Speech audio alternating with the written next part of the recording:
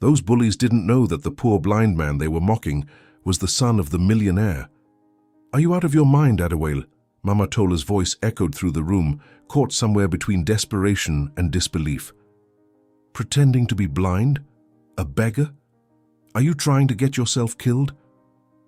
Adewale looked away, calmly adjusting the folded white cloth over his eyes, testing how he'd look in the old mirror in the living room. He didn't respond right away. His silence felt more unsettling than any argument.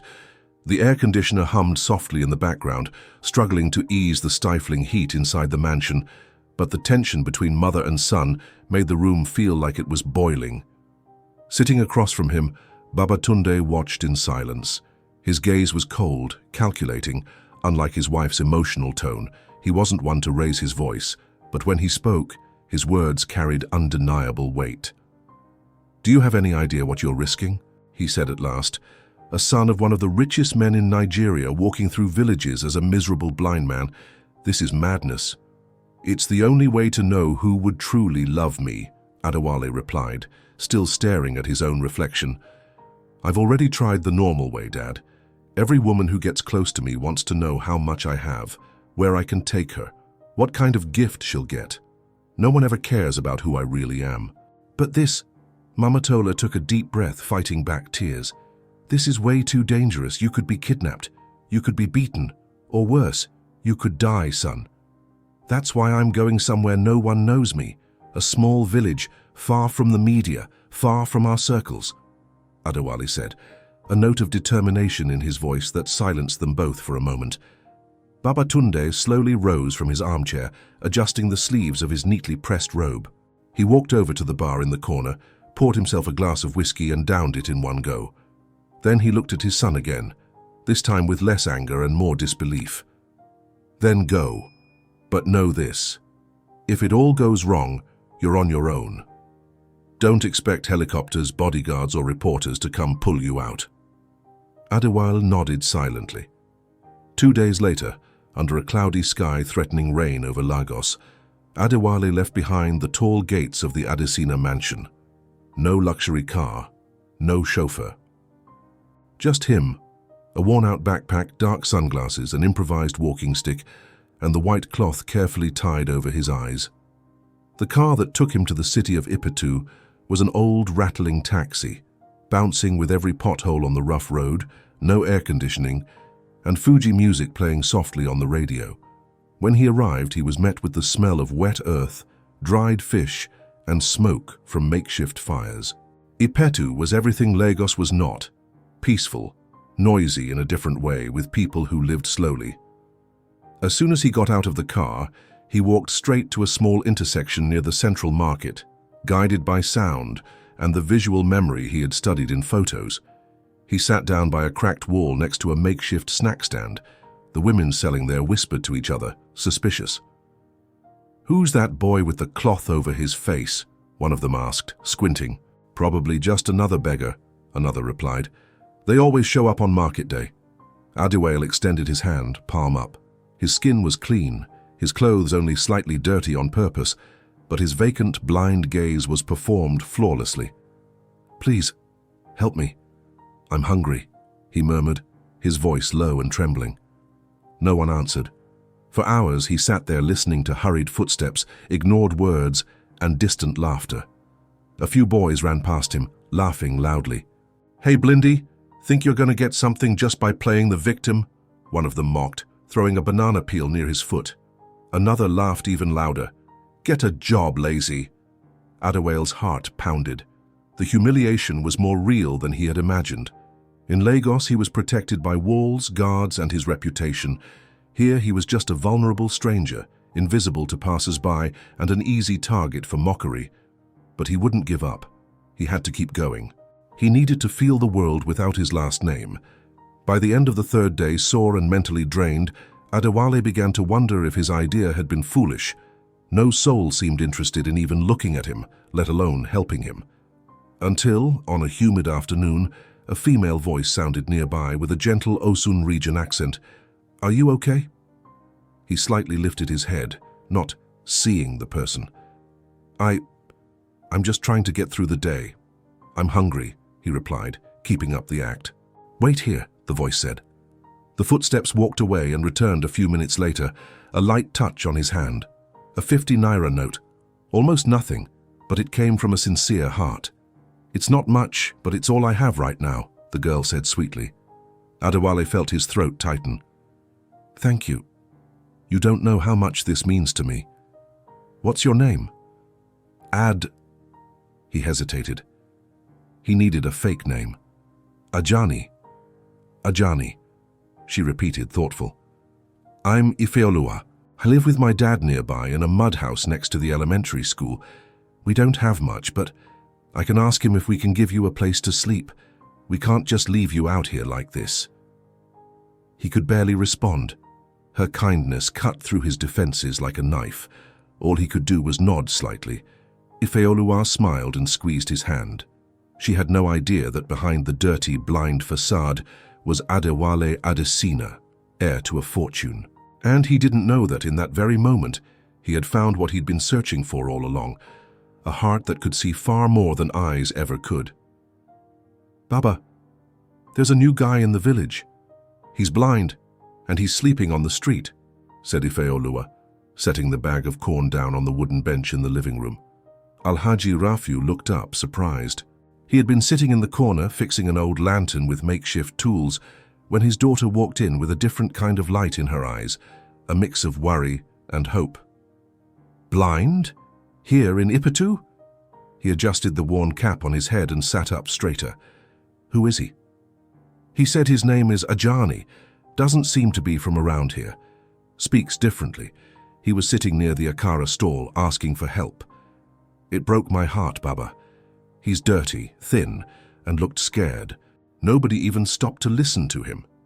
Alhaji Rafiu was silent for a moment, his time-worn face reflecting carefully. He was a fair, simple man, widowed for over 10 years, and had raised Ifeoluwa on his own, with nothing but his hands and the strength of the earth. "And what did you do, Ife?" "I gave him what little money I had, and came home to tell you. I couldn't leave him there, Baba. I just couldn't." Rafiu took a deep breath and wiped his forehead with a thick cloth. He walked slowly to the front door, looking out at the dusty road glowing under the orange sunset. The silence lingered until he finally said, "Go bring him. No one should sleep on the ground with eyes that cannot see." Ifeoluwa didn't wait for a second invitation. Her heart pounding, she ran up the dusty path toward the village center. When she reached the corner by the Akara stand, she found Ajani still sitting there, head down, the white cloth over his eyes now sweaty and grimy. He looked almost lifeless, as if he had given up hope for anything good. "Ajani?" she called, approaching. He slightly lifted his head, recognizing her voice. "Are you okay?" "I'm fine," she replied with a smile. "My father said you can stay at our house tonight. We don't have much, but at least there's a roof." Ajani swallowed hard, trying to hold back emotion. So many had ignored him, so many had mocked him, but she had come back. With a gentle hand, she helped him up. The weight of his blind body required him to walk slowly, feeling the ground with his improvised cane. Ifeoluwa walked beside him, describing every pebble and step along the way. When they arrived at the small, tidy mud house, Rafiu was waiting at the door. He gave the young man a long look, the protective gaze of a father, but soon stepped aside to make room. "Come in. The floor's dirt, but it's solid. You'll sleep in peace," he said. Ajani nodded. He didn't know how to thank them. "Thank you very much, sir, truly. You can call me Baba Rafiu, and there's no need to thank me. God sees what we do with our hearts." Night fell over Ipetu, and the house filled with the smell of boiled yam and egusi soup. Ifeoluwa placed a plate on the small wooden table in front of Ajani, who was sitting on a mat spread out on the floor. "Eat, it's hot. If you need help, let me know," she said, sitting beside him. Ajani picked up the spoon and pretended to fumble for it. He wasn't used to eating with his hands like the locals, but he followed her lead carefully. Each bite had a bittersweet taste, of the food, yes, but also of the guilt already growing inside him. "Ifeoluwa, why did you help me?" he asked after a few minutes. She hesitated before answering. "Because I know what it's like to feel small in this world. and because my mother taught me, before she passed, that we should be a light in others' lives, even if no one sees it." Ajani said nothing. He wanted to say so much. He wanted to tell her he had never met a soul like hers in Lagos, that her light outshone any jewel. But he held back. It wasn't time yet. That night, he slept in the small back room, on a thin but clean mattress. Ife placed a lit oil lamp in a corner, just in case he needed help during the night. Before turning off the lights, she paused at the door. "Good night, Ajani. Good night, Ifeoluwa, and thank you for seeing someone everyone else ignored." She smiled, a silent smile but full of truth, then closed the door. In the days that followed, Ajani's presence became part of the household routine. Rafiu treated him with dignity. Ifeoluwa woke early, made breakfast, and brought Ajani out to sit in the sun on the porch. She read to him, described the village's sounds and movements in vivid detail, as if painting with words what he could not see. On the fourth day, she took him to the small garden she kept behind the house.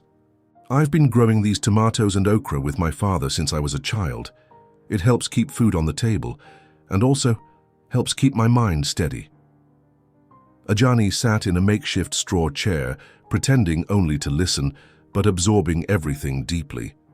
The ease with which she spoke about life, even surrounded by hardship, unsettled him. That same afternoon, two boys walked past the house and recognized him. "Look, it's the blind guy again," one of them laughed, throwing a stone toward the garden. "He's probably just taking advantage of the girl's kindness." Ajani heard them, and a strange pain settled in his chest. For the first time in his life, he understood what it meant to be truly vulnerable. Before, all it took was showing a last name or a black card, and everything got fixed. Now he couldn't even defend himself. Rafiu heard the taunts, stepped out to the gate, and stared the boys down firmly. "If you don't have a home or anything useful to do, at least show respect to those who do. Go study, you layabouts." The boys ran off laughing, but they didn't come back. Inside the house, Ajani sat with clenched fists, not from anger at the boys, but from shame at himself. He was being welcomed like a son, like a brother, and it was all based on a lie. But as he watched Ife humming while she washed the dishes, and Rafiu sitting nearby, telling old stories from his youth as a wild goat hunter, Ajani felt something he hadn't in a long time: home. And deep down, he was starting to fear a truth even greater than his lie. He didn't want to leave anymore. "Careful with the steps, Ajani," said Ifeoluwa, gently guiding him along the narrow trail of uneven stones that led to the backyard. The morning sun rose lazily over Ipetu, casting golden light on the damp leaves in the garden. Ifeoluwa had decided to start the day by bringing Ajani out back for some fresh air. He pretended to feel his way with the improvised cane, but each step was memorized with care. The leaning tree trunk to the right, the strong scent of pumpkin leaves to the left, the constant drip of the faucet near the wash basin. With each new walk, he committed to memory the world he pretended not to see. "Here, sit down," said Ife, spreading a straw mat over the packed earth. "This is our little corner of peace." Ajani settled in with a serene expression. Being there, listening to the sounds of nature, feeling the warmth of the sun filtered through the mango leaves, felt better than any penthouse in Victoria Island. Ifeoluwa sat beside him, stretching out her legs and wiping the sweat from her brow with a cloth. "Did you sleep well?" she asked, reaching into a basket for a bunch of ripe bananas. "Very well," Ajani replied. "I don't remember the last time I woke up to the sound of chickens instead of car horns." She laughed, a short, sweet laugh, like someone used to laughing only when necessary. "Here, the alarm clock is natural," she said, handing him a peeled banana. In the days that followed, a routine set in. Ife woke early, tended the house, and later brought Ajani to the porch or the backyard, depending on the weather. They talked, and with each conversation, more of their souls were revealed. Rafiu, meanwhile, watched everything in silence. He wasn't naive. He knew affection when he saw it, but he also knew that with young people, everything needed time and respect. Not everyone in the village, however, welcomed Ajani's presence. One afternoon, while Ifeoluwa was at the market selling okra and corn, Ajani decided to sit near the gate, listening to the sounds of life outside. Time passed slowly, and he was getting used to the village's rhythm, until laughter echoed down the street. "Look who's here, the blind pet of the farmer's daughter," a young voice shouted. Ajani remained still, pretending not to notice. Must be taking advantage of her kindness. Blind but clever, huh? Another boy, bolder, threw a mango pit that hit the fence near Ajani. "Why don't you go back to the big city, Blindy? Nobody here wants you." Loud laughter followed, but Ajani didn't move. His hand clenched the fabric of his shorts, his heart pounding. Not from anger, but from shame. This wasn't part of the plan.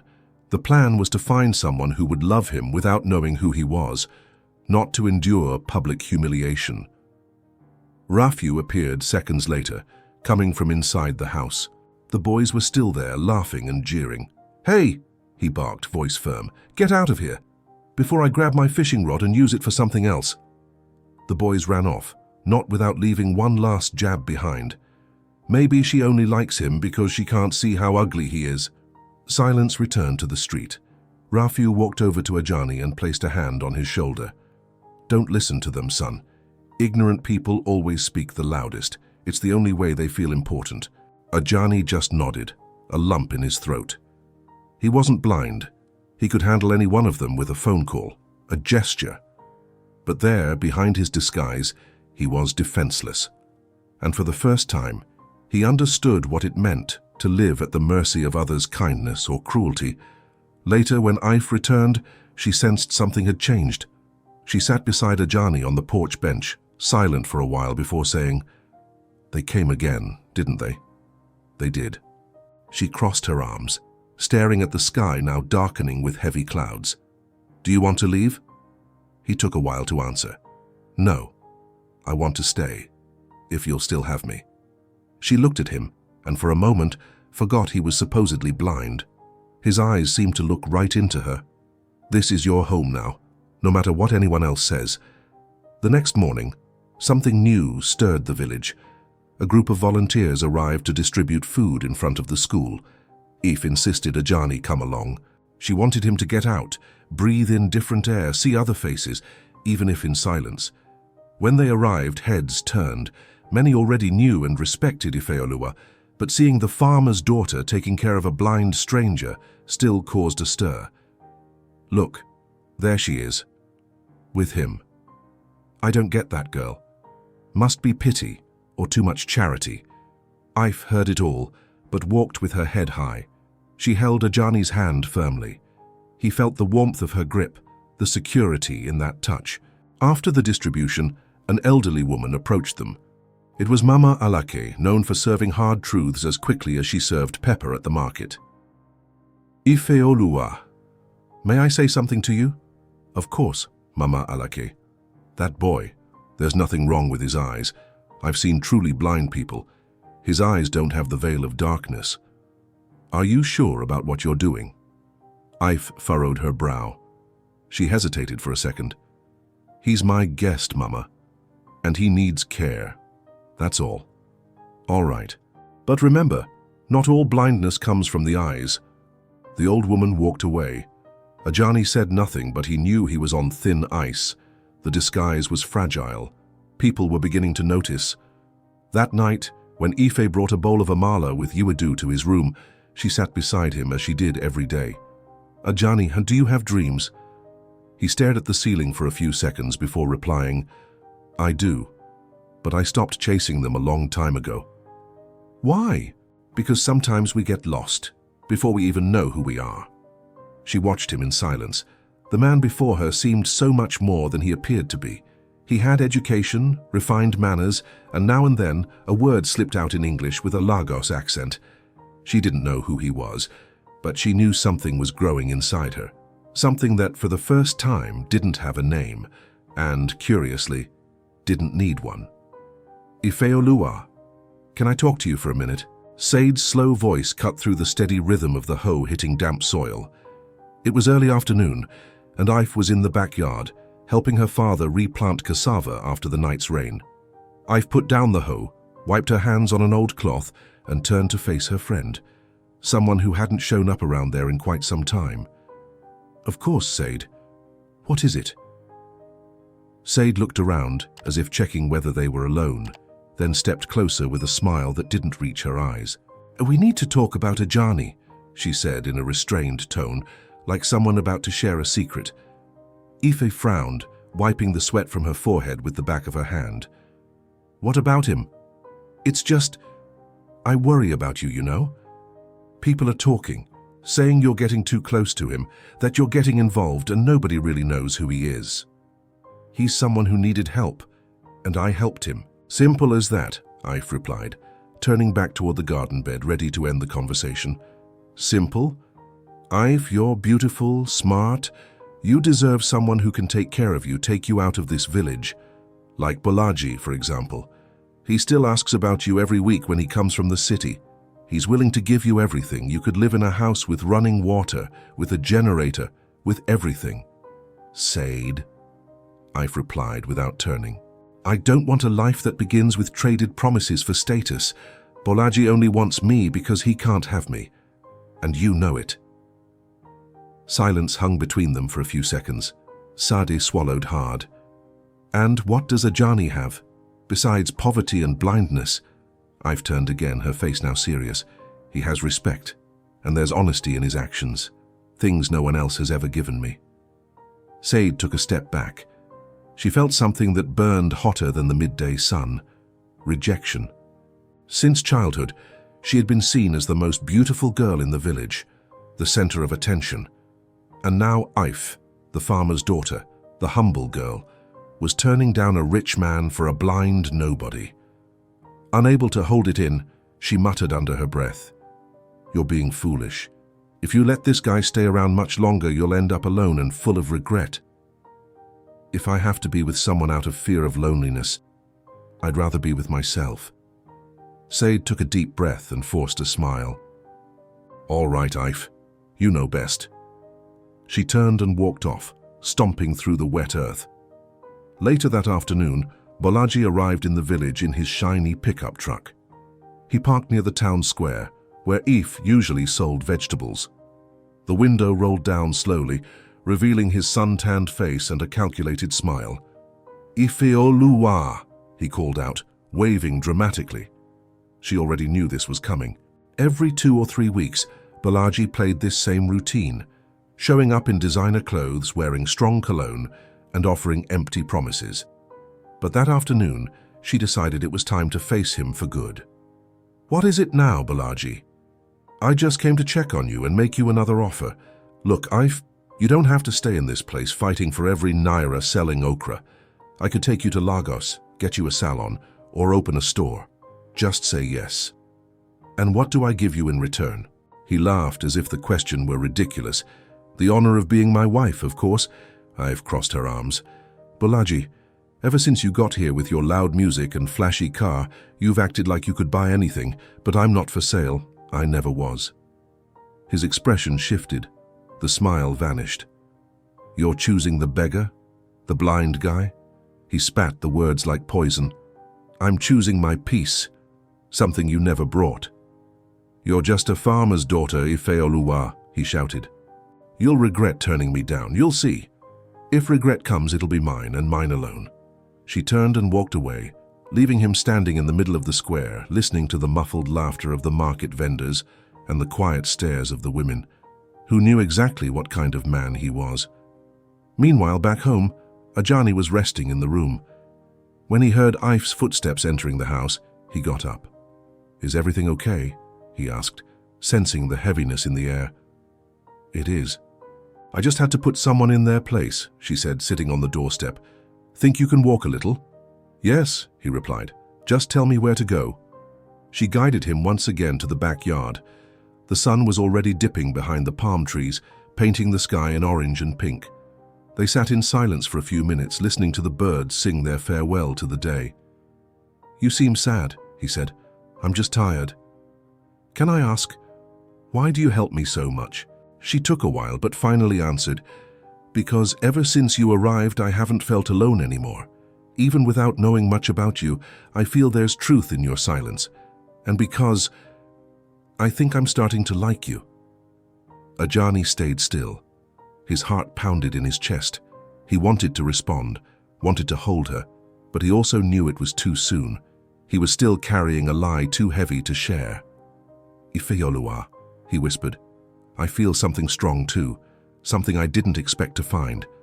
She turned her face toward him, and even though he supposedly couldn't see, her eyes found his instinctively. That night, lying on her mat, Ifeoluwa stared at the ceiling and smiled to herself, even with tears in her eyes. It was the smile of someone who knew love was being born, but also of someone who sensed that something big, and maybe painful, was coming. And she was right. The peace wouldn't last long, and their hearts were about to be tested in ways neither of them could imagine. "Baba, can I talk to you for a moment?" asked Ifeoluwa. Her eyes filled with unease as she helped sort the pumpkins harvested earlier that morning. Alhaji Rafiu looked at his daughter and nodded, wiping his dirt-covered hands on a thick cloth. They were in the backyard beneath the shade of a mango tree, where they often sat to rest and talk after a long morning's work. "It's about Ajani," she continued. "He told me there's a surgery that could restore part of his vision, but he can't afford it." Rafiu leaned back in his wooden chair and let out a deep sigh. "Surgery? And how much does that cost?" "A lot. Way more than we have.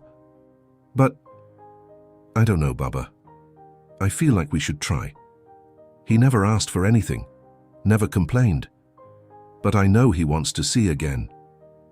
The old farmer stroked his chin, thoughtful. The sun warmed his back, and the scent of damp earth hung in the air. He remained silent for a long time, staring out at the overgrown grass in the back of the yard, as if the answer was hidden somewhere in it. "Ife," he said finally, "that young man came into this house with nothing, and he's never asked for anything in return for our hospitality. That alone is a rare thing in this world." He stood up slowly and walked to the small back room, where he kept an old trunk filled with documents and ledgers. From it, he pulled out a yellowed folder, and after flipping through a few pages, he found a carefully folded paper.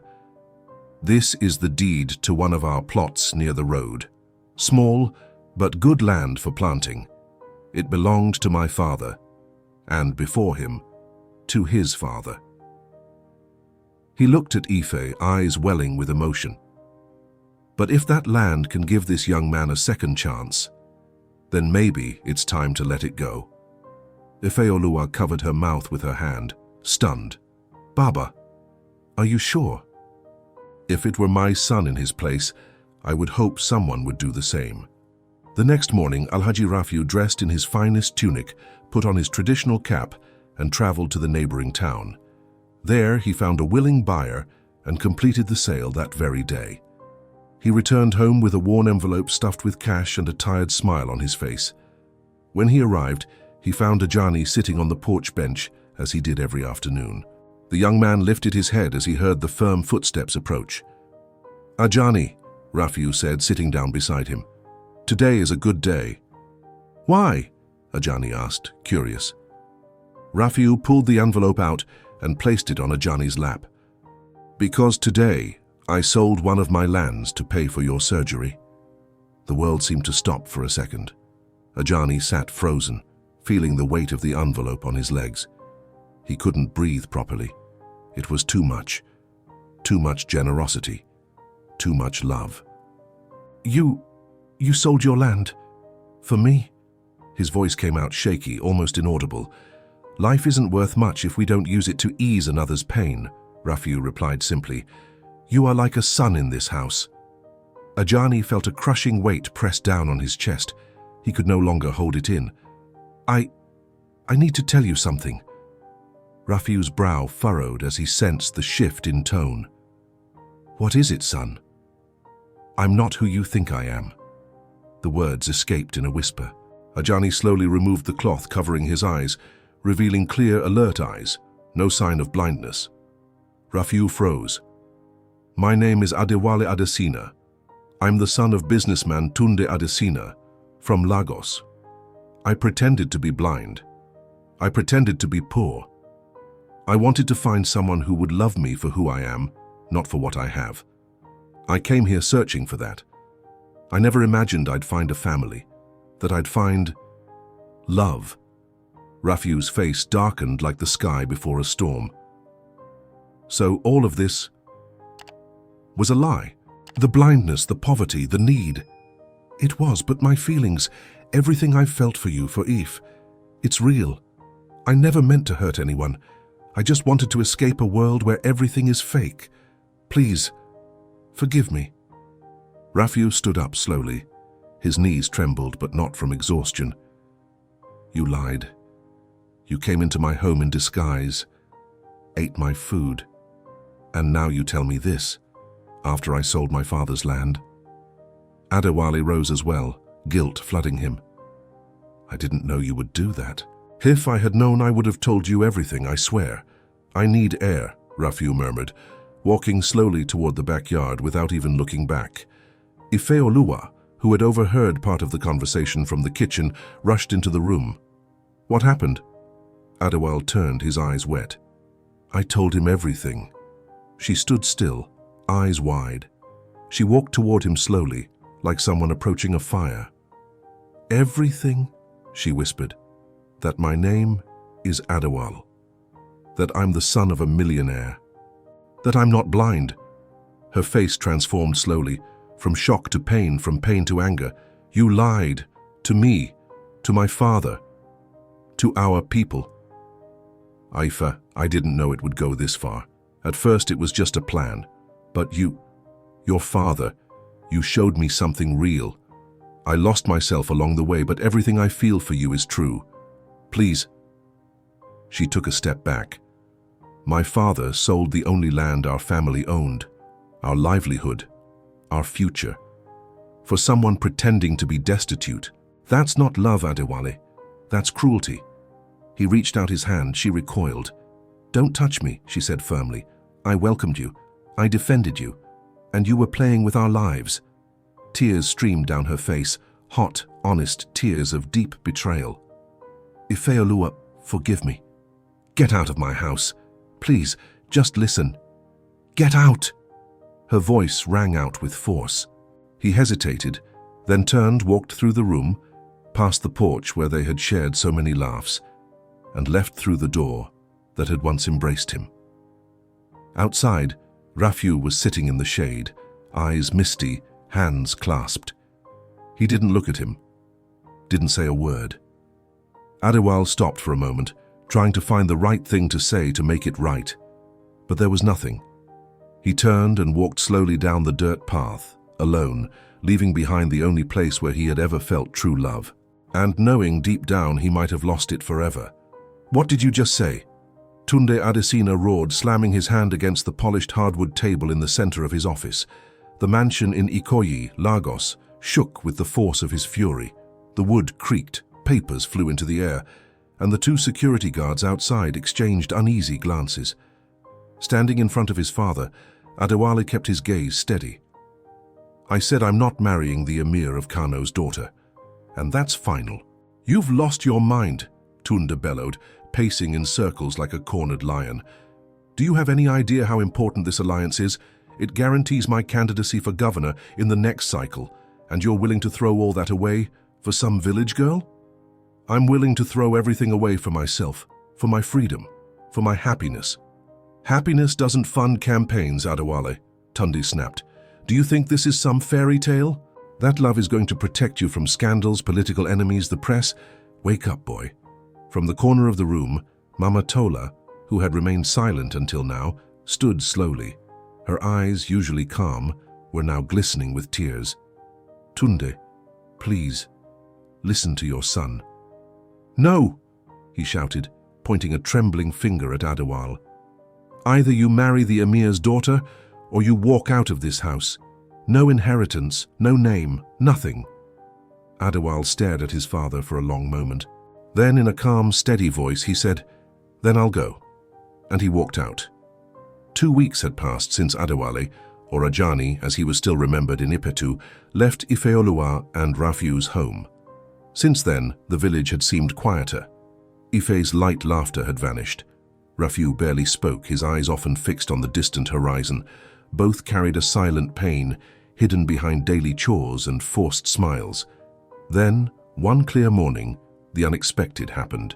Adewale appeared at the cracked clay gate, a backpack over his shoulder, his expression weary and his heart heavy. He said when she stepped onto the porch, eyes wide in shock. She didn't say a word, just stared at him. I left everything. My house, my inheritance, my name. I couldn't stop thinking about you, about everything we lived, about everything I ruined with my lie. But I'm here to earn your trust again, even if it takes a lifetime. She crossed her arms, emotions warring inside her. And what makes me think this isn't just another act? Nothing, he answered honestly. But I'm willing to prove day by day that I'm a different man now. From inside the house, Rafiu emerged slowly. His steps were slower now, but his gaze was still sharp. He looked the young man up and down. What are you here for? I came to ask for forgiveness and a second chance. Rafiu didn't reply. He simply turned and went back inside, leaving the door open. Adewale took it as a sign and stayed. That afternoon, as the sun began to set over the village fields, a black car with tinted windows pulled up near Rafiu's home. 3 men in suits stepped out in silence, scanning the area like predators in unfamiliar terrain. One of them knocked hard on the clay door. Rafiu opened it, unsuspecting. Are you Alhaji Rafiu? Yes, who's asking? The answer came like a punch. Orders from the boss. The first blow landed square in his stomach, dropping him to the floor. The second man kicked his ribs violently. Ife, who had been doing laundry in the back, heard the shouting and ran, only to be shoved hard against the wall. Papa! She screamed in desperation. They beat Rafiu until he stopped moving. Then they returned to the car and vanished down the dirt road as if nothing had happened. Ife ran to her father, blood streaming from his forehead, her hands shaking. No, please, Baba, talk to me. With help from neighbors, she rushed him to the small hospital in the next town. The road felt endless, her heart pounding like a war drum. Adewale, who had gone to the market to buy medicine, got the call from a local resident. They attacked your father-in-law. He's in the hospital. He ran. He had never run so fast in his life. He burst into the hospital, breathless, and found Ife in the waiting room, her face drenched in tears, knees stained with dried blood. How is he? The doctor's still trying to stabilize him, she said between sobs. If I'd gotten there sooner, if I had done something. Adewale gripped her hand tightly. This was my father. He did this. He sent those men. She looked him in the eye, then ended. That night, Adewale returned to the Adesina mansion. He didn't call ahead. He didn't knock. He just walked in. He found his father in the office, as always. Whiskey in hand, newspapers spread out with political headlines. Adewale marched in with his chest high. He slammed the door shut behind him. What did you do? Me? Tunde raised an eyebrow. I did what any father would do for a disobedient son. I removed the people poisoning you against me. Adewale yanked open the desk drawer and pulled out a revolver. He aimed it straight at his father's chest. Tunde froze. For the first time, he saw something in his son's eyes he'd never seen before. Darkness. If Alhaji Rafiu dies, you die with him. I swear it. Silence swallowed the room like a thick shadow. Tunde raised his hands, his eyes wide. Calm down, son. Let's talk. Talk? You destroyed the only family that ever loved me without wanting anything in return. You ruined everything. Adewale shouted, his voice hoarse with pain. I did what had to be done. No. You did what you always do, manipulate, threaten, buy people. But not everyone has a price, father. Not everyone. Tunde took a deep breath, slowly lowered his arms. His trembling hand spilled whiskey beside the glass. I didn't want it to come to this. I just wanted the best for you. Then pray he lives, because if he doesn't walk out of that hospital alive, this gun will speak. Slowly, Adewale lowered the revolver. His eyes still burned, but his hands stopped shaking. He turned and walked out, leaving his father frozen, pale, speechless. Hours later at the hospital, the doctor came out looking exhausted. He's going to survive, he said, offering a faint smile. If dropped to her knees, crying in relief. Adewale held her tightly. For the first time in days, he could breathe again, but inside him, something had changed forever. That night proved that true love demands sacrifice, and sometimes it demands we face our very own blood. "Come in," said Rafiu, his voice still weak but steady as he heard footsteps approaching the hospital room door. Adewale entered slowly, heart heavy, carrying a bag of fresh fruit and a simple bouquet of flowers picked from the village garden. When he saw the man lying there, bandaged and bruised, something twisted painfully inside him. "I brought some things.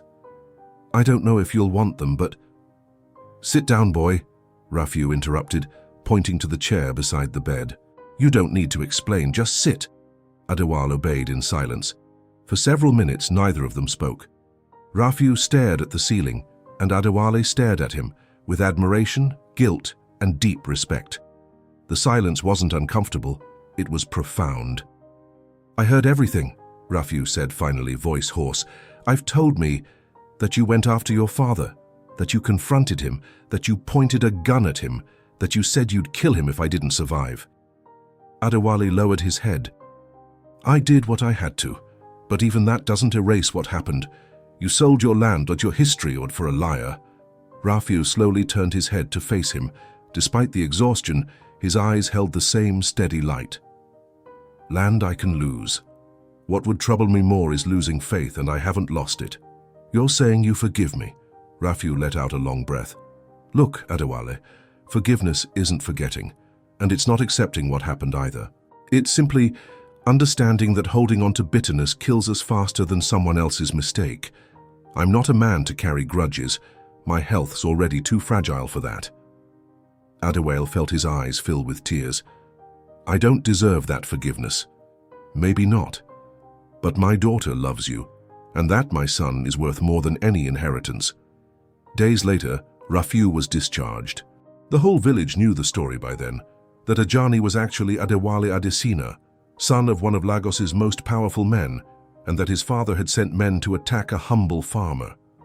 At first, mouths were full of gossip, but little by little, resentment gave way to admiration, for Rafiu, who had remained true to himself even in the face of the young man's wealth. And in that spirit of renewal, a familiar figure reappeared in the village. Sophia. She arrived on foot, dusty clothes, hair tied back hastily, and an expression that mixed fatigue and bitterness. She walked slowly, scanning each house, each person, as if searching for something she knew she'd lost. When she saw Adewale near Rafiu's house, she stopped in front of him without hesitation. "So, it's true, you're rich. Very rich."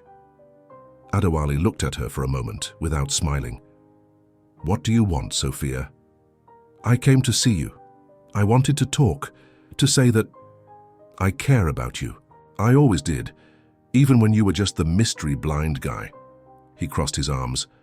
"You mocked me when you thought I was a poor invalid, and now you show up with some speech about caring."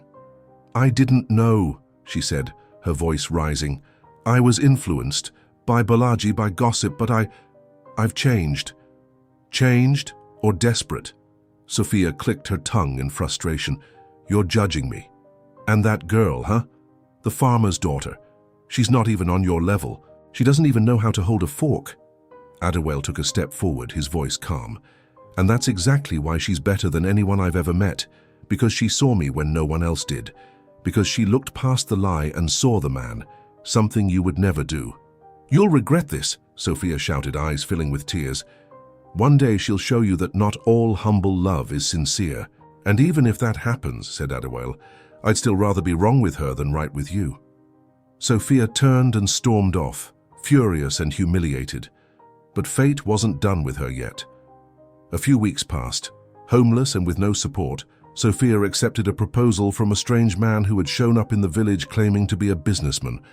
He promised marriage, city life, luxury. She said yes, without thinking twice. But it was all a setup orchestrated by Bolaji, still bitter after being rejected by Ifeoluwa. The supposed businessman was nothing more than a broke mechanic from another town, hired by Bolaji to seduce and then abandon Sophia. Now pregnant and alone, Sophia wandered the alleys of a city she didn't know, selling sweets on the roadside and sleeping under storefront awnings. She cried every night, cursing the day she traded Ife's sincere friendship for the illusion of status. Meanwhile, in Ipetu, peace and hope were beginning to bloom again in Rafiu's home. The farm was thriving once more, thanks to Adewale, who had committed part of his fortune to investing in local agriculture. 1 month later, on a calm morning, Adewale knelt in front of the clay house where everything had begun.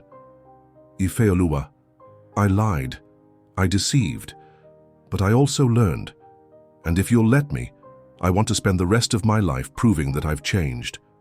Will you marry me? She smiled, tears in her eyes. I never stopped loving you. I just needed to be sure you were more than a name, and now I know you are. The wedding took place right there in the village, with wildflowers, drum music, and dancing under the sun. No politicians, no journalists, just the people who mattered. And for the first time, the heir of the Adesina fortune chose what money couldn't buy: love, forgiveness, and belonging. But as life always keeps one final twist in reserve, one more surprise was still to come. 3 months later, I found out she was pregnant, and this time there were no disguises, only truth, roots, and a new future beginning to bloom. The phone rang in the middle of the afternoon. It was a call from Lagos. The voice on the other end was soft but firm. Mama Tola. Ifeoluwa, my dear, congratulations, Adewale told us. We're very happy about the baby. Ife smiled on the other end of the line, sitting on the porch with a sewing cloth on her lap and a belly already beginning to show. The village breeze gently rustled the mango leaves beside her. Thank you, ma'am, we're happy too. Please call me Mama Tola. You're family now, the woman said sweetly. I want to see you both. I'd love for you to come spend a few days here in Lagos. Your father too, this house is yours. Ife hesitated. The invitation was generous, but she still remembered what that house had once represented: pain, control, threats. I'll talk to Baba Rafiu, she replied cautiously. I understand, but think about it kindly. I want to make peace with you all. We've all made mistakes, myself included, but I want to make it right. 3 days later, the black pickup sent by the Adesina family parked in front of the modest clay house in Ipetu. Baba Rafiu, still a bit wary, wore his favorite blue tunic and carried only a small bag. Ife stood beside him in a light dress, her hands resting gently on her belly. Adewale helped them into the car, and as the vehicle rolled down the dusty road, all of their hearts beat with a new rhythm, a mixture of anxiety, hope, and uncertainty. When they arrived at the Adesina mansion, the electronic gates opened smoothly, revealing manicured gardens, an elegant fountain, and the imposing facade of the house. Mama Tola waited at the door. When she saw Ifeoluwa and Rafiu, she rushed to meet them with tears in her eyes. Welcome, she said, hugging Ife like a mother embraces a daughter lost to time. Rafiu nodded politely, his eyes scanning the surroundings with cautious observation. Inside the mansion, the reception was warm, prepared rooms, fresh food, respectful silence. During dinner, Tola looked at Rafiu with admiration. You raised a remarkable woman, Alhaji Rafiu. Congratulations. I only did what any father should, he replied simply. But not everything was harmonious. The next morning, while Adewale was in a virtual meeting and Rafiu strolled through the garden, Ife was quietly summoned to the sitting room by one of the staff. When she arrived, she found Tunde Adesina sitting alone, holding a glass of whiskey, like always. Please sit down, he said. Ife remained standing. What do you want, sir? I came to make a deal, he replied, looking her straight in the eyes. Now that you're here, I want you to take this envelope. He extended a thick packet. Ife didn't take it. Money? It's enough to buy 5 villages like yours. With this, you could start a business anywhere. All I ask is one thing: disappear from my son's life. Ife let out a low laugh. It wasn't amused, it was full of disdain. So you've learned nothing? Oh, I've learned, he said. I've learned that you have power over him, and that scares me more than any political scandal. She stepped forward, eyes unwavering. Listen carefully, Mr. Tunde. I am not your enemy, and I never wanted anything from your son other than who he truly is. But if you ever try to hurt anyone in my family again, I swear on all that is sacred, I will personally expose every bit of dirt hidden behind these gates, and I don't need money to do it. Tunde clenched his jaw, swallowing hard. You're brave. No, I just love truly. And that... You've never understood. She turned and walked out of the room. That night, Adewale learned of the bribery attempt. He went to his father's office and found him alone, his head bowed. I know what you did. If you ever come near her again, you'll never see my face again. Tunde didn't respond. He just looked up slowly, and for the first time, there was no fury in his eyes, only defeat. 2 weeks later, they returned to the village, but this time, not as fugitives from the city, but as builders of a new path. Adewale decided to invest in local agriculture, creating a cooperative to support the region's farmers. The initiative was named the Rafiu Project. The clay house was renovated, but its soul remained untouched. And the old land Rafiu had once sold? Adewale secretly bought it back and returned it in the name of Ife's grandfather. Rafiu wept when he received the deed. Now I can die in peace, he said, laughing through tears. One afternoon, months later, Ifeoluwa went to the village market to buy vegetables. As she stepped out of the car, she noticed a woman sitting on the sidewalk wearing dirty clothes, holding a baby in her arms. It took her a second to recognize her. But when she did, her heart sank. It was Sophia. The former friend stared blankly ahead, caught in a trance of regret and exhaustion. When she saw Ife, she looked away, ashamed. But Ife walked calmly toward her. Sophia, please, you don't have to say anything. I've lost everything. But you haven't lost the chance to start over. Ife opened her purse and pulled out an envelope and a small list. This is the contact of a woman in Ibadan. She helps mothers living on the streets, and here's enough money for you to get there. You deserve another chance, for yourself and for this child. Sophia cried. She said nothing. She just held the envelope with trembling hands and lowered her head. Time passed. Adewale and Ifeoluwa had a daughter. The baby was born with wide eyes and an easy smile. She was given a name that joined roots and hope, Ayotunde. Joy has returned. Mama Tola began visiting the village often. She planted flowers, helped at the school, and even learned to make amala with Ife. As for Tunde Adesina, he appeared occasionally in silence, trying to regain, step by step, the respect of his son and daughter-in-law. He was thinner now, less arrogant, a man learning how to be human.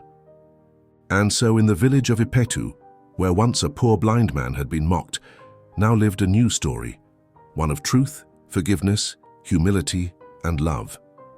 Because in the end, what truly matters is not what the eyes see, but what the heart perceives, and theirs had learned to see everything that really counts.